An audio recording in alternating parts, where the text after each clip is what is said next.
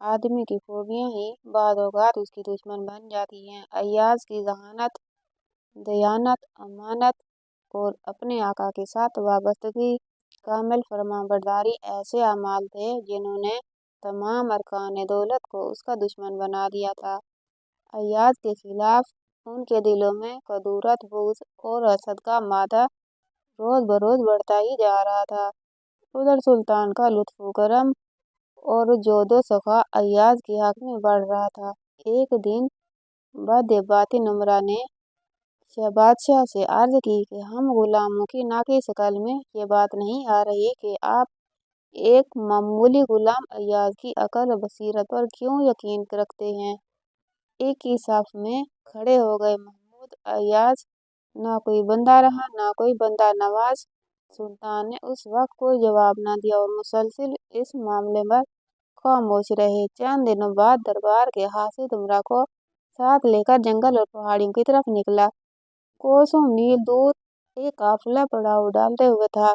सुल्तान ने एक अमीर को हुक्म दिया, घोड़े पर तेजी से जाओ और काफिले वालों से पूछो कि कहाँ से आए हैं।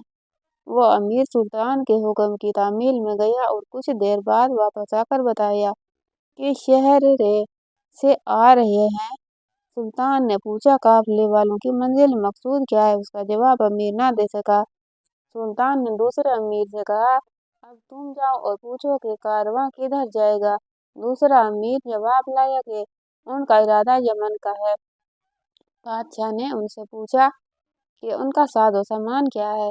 इस बात का जवाब न दे सका। वजीर हैरान हुआ कि ये तो उन्हें मालूम ही नहीं। बादशाह ने एक और अमीर को भेजा और हुक्म दिया कि दरियाफ्त करके आओ कि उनके पास क्या सामान है। उसने वापस आकर कहा कि उनका सामान रे के बर्तन हैं। बादशाह ने इनसे पूछा, वो काफिला रे शहर से कब निकला था। वो अमीर उस सवाल का जवाब देने से आजिज रहा। बादशाह ने एक और वजीर भेजा ताकि वो मालूम करे कि उन्होंने सफर कब शुरू किया।